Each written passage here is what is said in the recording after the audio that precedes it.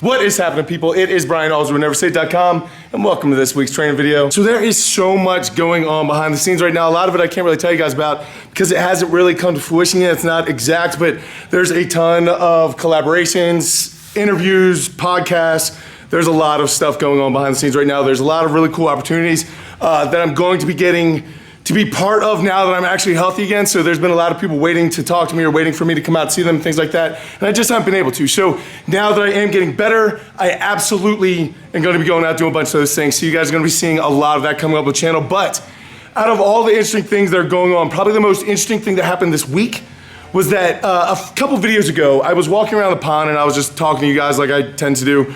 And in that talk at some point, I said, big companies like Rogue and Elite FTS don't really care so much about little guys like myself because I'm just not on their radar. The reason why I say that is because back in 2014 and 2015, when I was pretty heavy into competing, was a good name, and really was looking for sponsors, things like that. I wrote to both those companies multiple times and was like, hey guys, I have a small following, but they're loyal and there's a lot of things going on. I think I could do something for you guys, maybe do something for me, and I never heard anything back from either one. So ever since that point, I've always just kind of considered them as like, they're doing their thing, I'm gonna do my thing, but thanks, no thanks. However, one of you decided to email the owner of Elite FTS, Dave Tate, who I've known, I haven't personally known, I've never met him, but of course I've known Dave Tate. If you've been involved in lifting, and especially powerlifting, you know who Dave Tate is. He puts out some of the best information out there. He has for years. I've been learning from him literally for decades, and I still continue to learn from him. He's an absolutely amazing guy, and he always seemed really cool on camera, and what I've heard from him. However, I haven't had any interaction. So he literally emailed me and was like, hey man, just letting you know, you are not so small. Like one of your viewers said this, just want to let you know the perception of the company might not be what you think it is. And he laid out pretty much their values and all that kind of stuff, the stuff that Dave is all about, which makes Dave Dave, except it wasn't fake, it wasn't forced, it was absolutely just so cool. I could not believe how normal and awesome the guy was. So I can't say enough good things about him as far as I know. And in his email, I explained that he was sending me a gift, but he did not want me to review it. He just simply was saying thank you because I tend to mention his website and his company a good bit whenever I talk about equipment on my channel. So that's where many of the things at this gym came from. But anyway, the next day with overnight shipping showed up and SS yoke bar. So now we have another SSB in our gym, and I can say just, again, I'm not gonna review it because he asked me not to, but this is completely different, and this type of coating on it is completely different. I can already say that it's 1,000 times better. It is. I'm not just saying it because he sent it to me. Literally, the quality is just nicer, and especially these pads are bigger, so it leaves a smaller hole in the middle. So a lot of my gym is full of women, and some of the smaller women can't use the SSBs because they're too wide. So this works for them. So I'm absolutely not gonna do a review, but what I think I will do in the future is an SSB video where I talk about all the different things that I use this thing for that most people do not use them for, because I get a lot more out of this thing than just squats and good mornings and lunges and things like that. There's a ton of stuff that I use this thing for, so I'll probably do a video just talking about the benefits and everything I do with that. So I just want to say thank you to Dave Tate and everyone over at Elite FTS, because I can't believe how awesome and genuine you guys actually are. So like I said, guys, I'm not getting paid to say it. I love the bar. Dave Tate has been absolutely awesome, and it was just a really cool experience that a lot of times when you look at some of these big companies, Olu says thank you too. A lot of times when you see these big companies, you think that you are nothing more than a number, and that simply wasn't the case with them. So I just had to take a second on the video and just mention it. So right now, I'm going to get into the commentary for the training week, and then I'll meet you right back here afterwards for the video recap. And what is happening, guys? Welcome to the commentary, and thank you so much for joining me. So this is the start of my week where I was just going back and forth. Right now, I'm working a Conjugate-esque type of program. So that basically means that I am working up to a maximum effort. However, to say it's a maximum effort is not really accurate whatsoever. I would say that I'm working up to maybe an 8 out of 10 or even a 7 out of 10 as far as actual exertion goes. Not trying to go too hard, but the reason for that is there's still parts of my body between the surgeries. I mean, I had 5 surgeries in the last year, all the systemitis, all throwing up, everything that's going on with me and me trying to rebound from it. There's certain parts of my body that are pretty much recovered. Like a lot of my lower body right now, like my legs, some of my lower back, a lot of my posterior chain is coming back, except my upper back is not. That has been going through a lot of problems because of the nerve damage from the surgery and then everything else that goes on with everything that's been my medical issues over the past 2 years. And so a lot of times right now, I'll go for like a big pull or a big squat or something, and the legs are in for it, but then I'll tweak something in my upper body just because it was not ready for it. So like deadlifts, I keep tweaking things in my shoulders, and it has absolutely nothing to do with the fact that I can't pull the weight. Like this 650, this is nothing for me. I pulled 700 pounds on a deadlift before, and as you guys will see, no problem, but my upper back is still definitely lagging. So I need to bring up that point, and I'm doing my best to do that, but it's slow coming, as with everything. It never happens as fast as I'd like it to. But so I continually have little tweaks in like my shoulders and in my back and rhomboids and traps, just because they are not caught up yet, because they are so much more atrophied than my lower body, because I continue working that through the entire surgery, puking, everything. My legs didn't really leave that much until the very end stages of the throwing up recently, and then it really started dropping off when I really started getting sick. Prior to that, I was able to kind of hold on to it, but the upper body, because of surgeries, was not able to work out. So right now, if I push real hard on the lower body, a lot of times the upper body gets kind of overworked, and I get little nagging injuries, which then lay off my upper body. So it's a little bit frustrating. So that's why I say my program right now is very Conjugate-esque. What's happening here is I'm actually moving 1,000 pounds at the top of every minute for 10 minutes, because that's 500 pounds on the bar. The first rep is a paused rep, and then the second rep is touch and go. So the idea behind that is increase time under tension. However, the second one's still making very explosive. So 2 of those reps, top of every minute for 10 minutes, a lot of weight moved in a little bit of time. And then afterwards, I went on to 30 seconds of deadlift stance, close, so basically close stance, squats for 30 seconds, directly to 30 seconds of good mornings, and I was making special attention to not take pressure off the muscles. That's why some of these reps look like half reps. I was doing that on purpose. I wanted to get that burn and that real intense kind of building up that lactate threshold type of training in that. And to be honest, I was pretty tired. I was pretty worked after that. So that was the end of that day, other than just stupid body weight like glute ham raise and things like that I don't typically include that often on the videos. This day is my upper body day, where it started out with an arm over arm sled drag to a explosive sled row, and I actually did this on the same day that I recorded that sled video that like 6 of you watched, but it's a really good video. You should definitely go check that out. But since it was already set up, I put that as the antagonistic mover for my main muscle mover, which was going to be the log clean and press, where I was cleaning every rep until later. Now, the log, because of my shoulder issues, has been the number one issue that I've had coming back. However, in strongman, the log's probably the number one thing that you need to be good at, because it shows up all of the time. My problem isn't really the pressing or the cleaning, it's more the front rack position, because I mentioned that nerve damage a little bit earlier from the surgery, and whatever's going on there, it makes it very, very hard for me to hold that front rack position with the log, just simply because you're almost doing like a weird curl bicep kind of holding of the log rather than actually being rested on your body, and that's very, very tough for me. So I actually can press more weight than I can hold in front rack right now, so it's something I need to start working on. However, it just feels good to actually be pressing. I really did not even expect to get this weight this day, and that's only like 180 pounds, somewhere around that.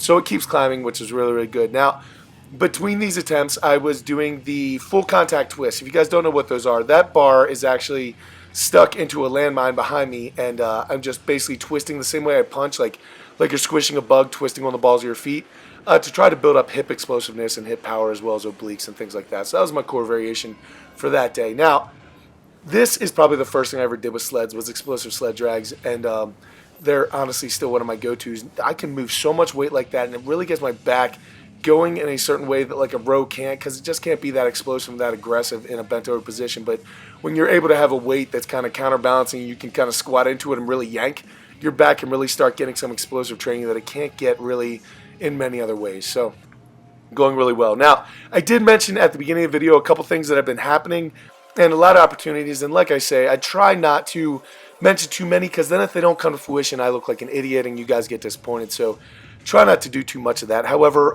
this morning at 7:30 a.m., I did an interview with the Garage Gym Life guys. So they have a pretty good following about guys who just work out in their garages, or they have small groups in their garages, or it's gyms similar to mine. They're kind of like more private-y. They're not really the commercial kind of thing. So I did about an hour-long interview with them today that's going to be coming out, I believe, in their October issue of their magazine. Excuse me. And then Men's Health actually is doing a part on our gym about if you're going to go to America, the top gyms that you should visit. I think it's something like that. Anyway, our gym got picked as one of the gyms, and so I did a really long interview with those guys, and that was awesome. So hopefully that's coming out in Men's Health. I believe in October. It might be November. I'm not sure, so don't hold me to that. But that's going to be coming up. That should be exciting. Oh, I have in September, I'm going out Sacramento to do the Mark Bell podcast, because talking about the whole medical issues and everything like that. And while I'm out there, I'm also going to be visiting Alan Thrawn, doing some collaboration stuff with him. So many cool things coming up in the next couple months. It's going to be super busy for me, but we're going to try to fit in a seminar or two at my gym. Please leave in the comment section down below if you're still in the video at this point. Thank you.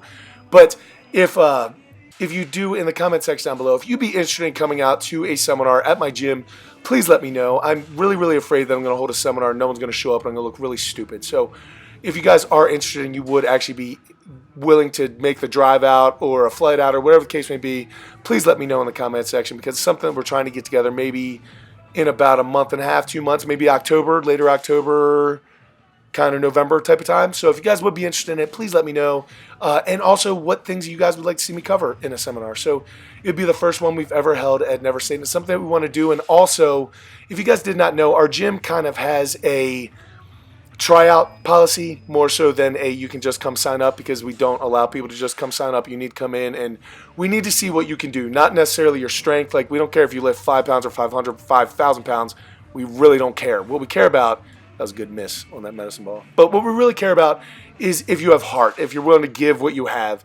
It doesn't mean that it needs to be a lot, but you need to be willing to just give 100% of the time, like put it all out there, the whole die empty type of thing that we stand for.